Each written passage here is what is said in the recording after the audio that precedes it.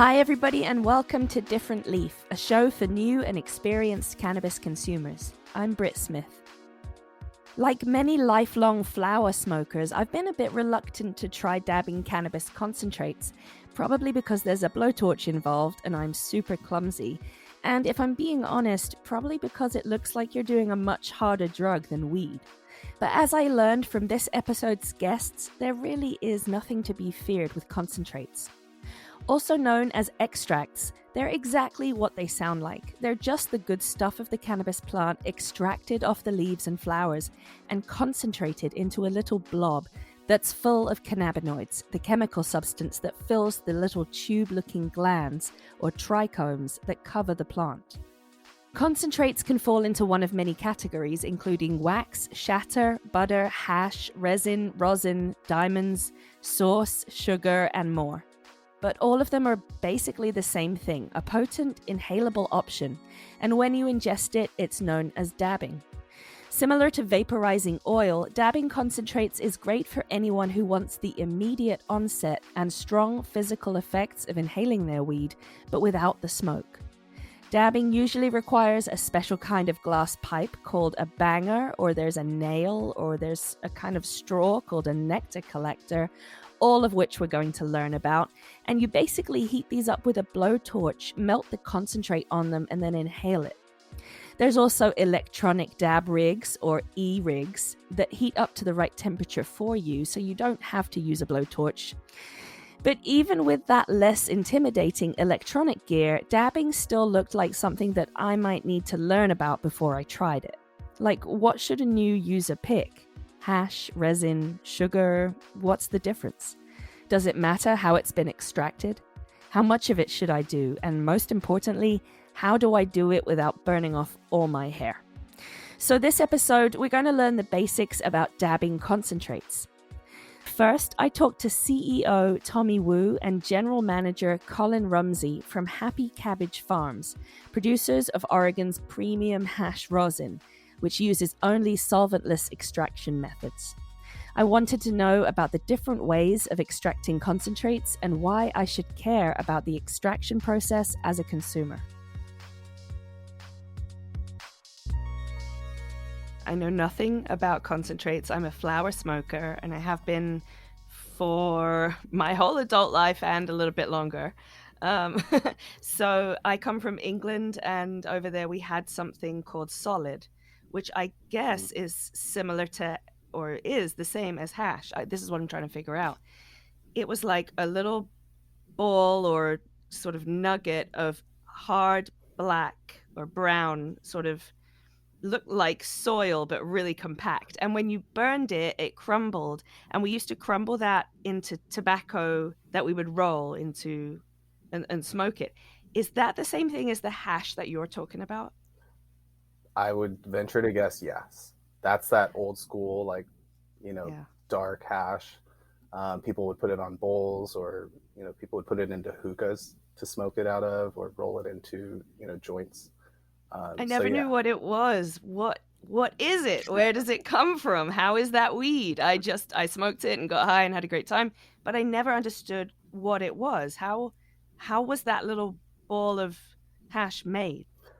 It sounds like, yeah, you're talking about the old school to ancient style of making hash, which can range from making it in a similar fashion that we use, using ice and water, or it can be when they're trimming the weed, pressing finger hash into a ball, and then which is basically dry sift at that point. But to answer your question, what it actually is on the plant that grows, we have our trichomes, right? The little crystal-looking things. And if you look at those under a microscope, they more or less look like a mushroom with a head and a stalk. And all of the desirable compounds, or most of them, they are primarily developed within the trichome body and head. There is some in the plant, but mostly in the head. So basically that's where all our terpenes and cannabinoids reside. And we use a method of ice and water extraction to separate those heads and stalks. We aim to harvest each strain at its peak maturity for hash and resin. Then it's sifted through micron filters ranging all the way from 220 down to 25 micron. 220 is basically to catch your debris, and then more or less most people go down to a 150, 120, 90, 70, and 40. So you just keep sifting smaller and smaller and smaller amounts Correct. and trying to get the smallest piece. Correct. So your most Wow. mature trichome heads are going to be in the 120 range, the 90 to 120 range. That's generally where we see them. It is strain dependent. And then all the way down to 40, you start seeing more underdeveloped heads, maybe some fatter stalks. Depending on the strain, it sometimes passes the muster to go into our rosin. It meets the quality standards. Or it goes to edibles. And with the 25 micron, that is all edible grade. And from there, it gets dried, whether it's air drying and microplaning, or freeze drying, which is the process that we use. And the next step is the rosining using heat and pressure. Wow. Okay. So it's really just like, I'm imagining this like a baker, like trying to get the finest sugar, because you can get like sugar crystals of different sizes. So is it sort of comparable to that? In a way, yes. Tommy, ask you a little bit about the different kinds of concentrates that there are to pick from. There's a lot of different words, and for people like me who are really brand new to this, it all just looks very similar. Shatter, rosin, wax, crumble. Why are there so many different kinds of concentrates to pick from? I like to separate them as like hydrocarbon extracts slash CO2, which, is somewhat of a solvent, right? So is water, but I mean, we are 80% water, so it's pretty natural. So all the hydrocarbon extracts use some type of, butane, propane, and pressure to extract all the oil from the plant matter. But, all that stuff is also hitting the plant matter in the process. So you do strip away some of it. And that's where we separate ourselves in what we call it solventless. That was the term that was, carried on from the legacy back in the grassroots days before legalization. And that's where rosin comes from, right? Solventless. So that's why you see, all of our branding and all the things that we push is like, hey, this solventless movement of like educating consumers of like, hey, this is a totally different extract than, being done with butane and propane and those different type of gases, where ours is, pure ice and water. So you can actually drink what we're using to extract it with. Whereas you can't drink butane, Right. So yeah, that's I don't like want that in my body. Yeah. So like when you see like crumble and like diamonds and all these things, those are just different types of techniques that they use with hydrocarbon extracts. But essentially the root of it is still being, extracted using hydrocarbons. So is there a difference in sort of taste or texture or anything like that between the different kinds? Like, is there something different that I could experience from trying shatter over rosin? I would say the rosin is going to be like the truest form, like what Colin was saying, because we're not using any hard solvents to extract it. So it really is essentially, if you think about it, we're just going to the plant and basically harvesting off the good parts, the trichome heads, and then turning it into a form that you can vaporize. Whereas like the hydrocarbon way, the shatter way, they take the whole thing and essentially melt it all down, and then that's where you do get some residual solvents left. So you are intaking small amounts of whatever hydrocarbon they use to extract. So that's really why a consumer should care about the extraction method, because you are taking in small parts of that if it's a solvent extraction. Definitely.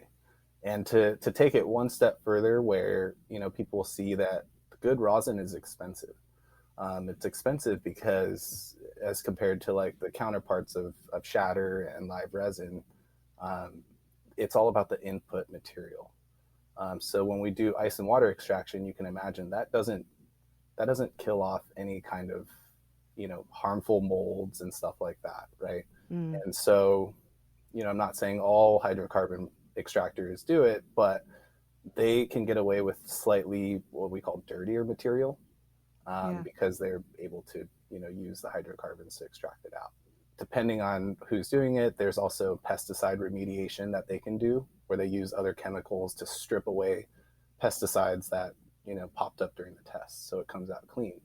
On the flip side, on rosin, it is what it is. So you can't so-called, shine a turd. It's just, if you put in bad inputs, you're going to get a bad output.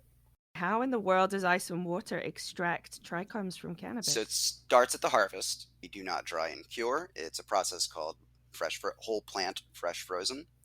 So each plant is taken down. It is de-leafed.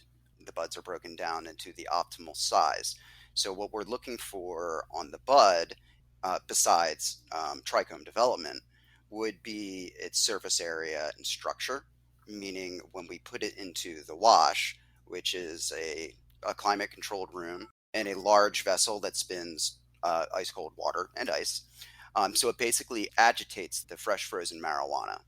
And because it's at such a low temperature, where the head and the stalk meet, it doesn't take much force for it to cleanly snap off.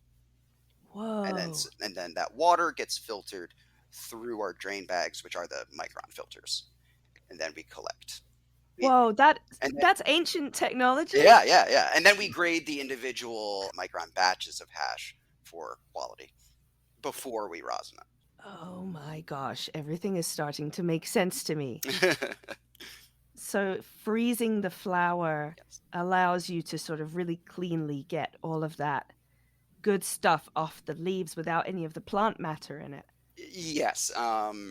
During the harvest, we're really just trying to get our buds off cleanly, handled as little as possible, because those trichome heads, it takes very little force, especially when they're not frozen, for them to pop and deflate. So there's minimal handling during the harvest process as well. Then we're able to start the actual processing of the material into bubble hash, hash, and then it gets dried, and then it gets pressed into rosin. Yeah, that's a long process. So a little more to it too, but yeah, just to give you the basics. Apart from maybe setting yourself on fire with the blowtorch, is there anything else that new users should be aware of? Maybe dosing too much? Yeah, definitely start slow. You never want to be that friend that introduces your buddy and just torch them, and then they just have a bad experience and never want to do it again. Definitely start with a smaller dab, and especially with rosin concentrates, you want to dab it lower temp than you would do, live resin and shatter. Otherwise it'll burn. So it's a little bit, it's touchy. It's a little bit more touchy, where you have to get it just right in that temperature range. Not too low, because then it's not vaporizing, but not too high to where you're burning and scorching it. That's the biggest part. And for someone new, we always recommend starting on the lower side, to where you get a lot more of the terps, a lot more flavor that comes out, not as strong of a high. So the hotter you dab it, the higher you will get, but it won't be as tasty. How do I control that? Just less of the blowtorch, just a quicker blast of the blowtorch? Waiting a little bit longer. So we, back in the day, we were using, we still use it when we're on the go, a timer. So you torch it for about 20 seconds, get it nice and hot, and then depending on the nail and setup you typically want to wait about a minute to a minute and 30 to dab it. But now there's these fancy, thermometers, infrared thermometers, that you basically set underneath your nail, and it'll tell you the right temperature range. It's right where you need it to be every time. That's cool. And there's no guessing. Cool. Yeah, so that's the way to really enjoy it and make sure you're not burning it too hot. Yes. Okay. Technology. I got to rely on some mechanics to make a good smoke, because at the end of this episode, I'm going to